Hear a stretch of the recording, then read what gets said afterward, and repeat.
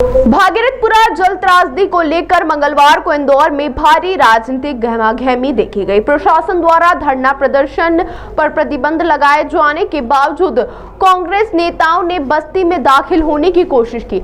लंबी जद्दोजहद और तनावपूर्ण स्थिति के बाद पुलिस ने कांग्रेस के केवल 8 वरिष्ठ नेताओं को ही भागीरथपुरा की प्रभावित बस्ती में जाने की अनुमति दी। जब कांग्रेस नेताओं का काफिला भागीरथपुरा पहुंचा तो भारी पुलिस बल ने उन्हें रोकने का प्रयास किया। इस दौरान नेता प्रतिपक्ष उमंग सिंगार और पुलिस अधिकारियों के बीच तीखी बहस हो गई। तो वहीं सिंगार ने प्रशासन की रोक पर कड़ा ऐतराज जताया और पुलिस की कार्यप्रणाली पर सवाल खड़े किए। काफी देर तक चले हंगामे के बाद प्रशासन ने सीमित संख्या में नेताओं को अंदर जाने दिया, जहां उन्होंने पीड़ित परिवारों से मुलाकात कर उनका हाल जाना। तो वहीं बस्ती में पहुंचने के बाद प्रदेश कांग्रेस अध्यक्ष जीतू पटवारी ने सरकार और स्थानीय प्रशासन पर कड़ा प्रहार किया। उन्होंने आरोप लगाया कि सरकार अपनी विफलता और पापों को छुपाने के लिए कांग्रेस को जनता से मिलने से रोक रही है। पटवारी ने कहा कि 17 लोगों की जान चली गई और प्रशासन अब भी वास्तविक स्थिति को बताने के बजाय प्रतिबंधों का सहारा ले रहा है। राजनीतिक मोर्चे पर कांग्रेस ने अब आर पार की लड़ाई का मन बना लिया है। प्रशासन ने क्षेत्र में किसी भी प्रकार के धरने या विरोध प्रदर्शन की अनुमति नहीं दी है, लेकिन कांग्रेस ने इन प्रतिबंधों को चुनौती दी है। कांग्रेस कार्यकर्ताओं ने स्पष्ट किया है कि वे झुकेंगे नहीं। पार्टी ने शाम को शहर के हर वार्ड में रैली निकालने और प्रभावितों की याद में कैंडल मार्च निकालने की घोषणा की। प्रशासन ने सुरक्षा कारणों और शांति व्यवस्था का हवाला देते हुए कड़े इंतजाम किए। वहीं कांग्रेस इसे जनता की आवाज दबाने का प्रयास बता रही है। उमंग सिंगार और जीतू पटवारी के नेतृत्व में कांग्रेस का हल्ला बोल अभियान अब वार्ड स्तर तक ले जाने की तैयारी है। पार्टी का कहना है कि जब तक दोषियों पर कार्रवाई नहीं होती और पीड़ितों को न्याय नहीं मिलता, उनका संघर्ष जारी रहेगा। भैया प्लीज, मैं ये कह रहा हूँ कि अव्यवस्थाएं हैं, हम आगे जाएंगे तो ऐसा क्षेत्र है जहाँ पर लोग दुखी हैं, पीड़ित हैं, और हम उनसे बात करने जाएंगे तो उनके साथ और अन्याय होगा। ये एक बानगी है, ये मेरी बहन है। इनने कहा है कि मेरे पिताजी साग सब्जी का व्यापार करते थे और हैजे से मर गए, उल्टी दस्त से मर गए।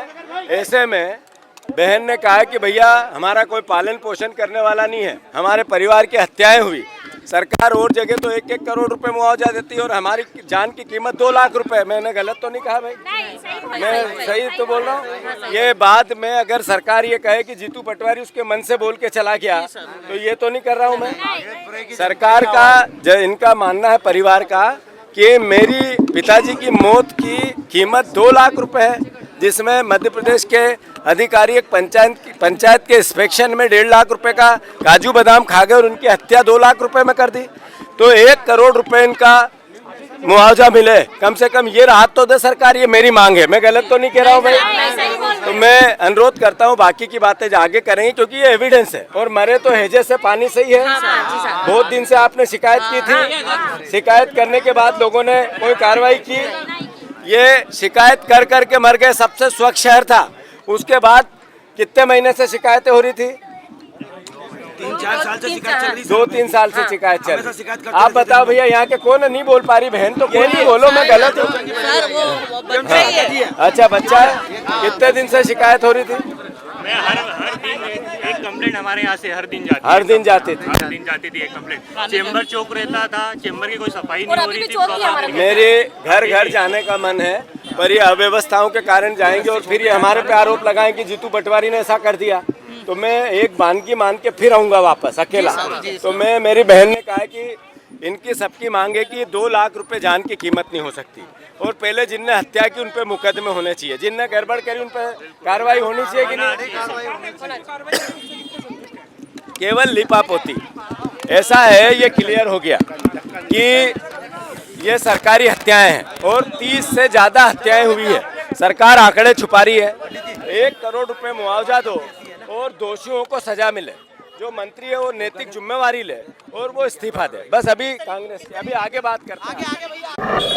देखिए, ये सरकार की असंवेदना है, असंवेदनशीलता का परिचय है कि एक इतनी बड़ी घटना हो गई और कांग्रेस विपक्ष के रूप में अगर उन लोगों से मिलने जा रहा है, उनके न्याय की बात करने जा रहा है, तो इसमें सरकार को क्या आपत्ति? मैं नहीं समझता हूँ कोई विवाद की स्थिति होना चाहिए।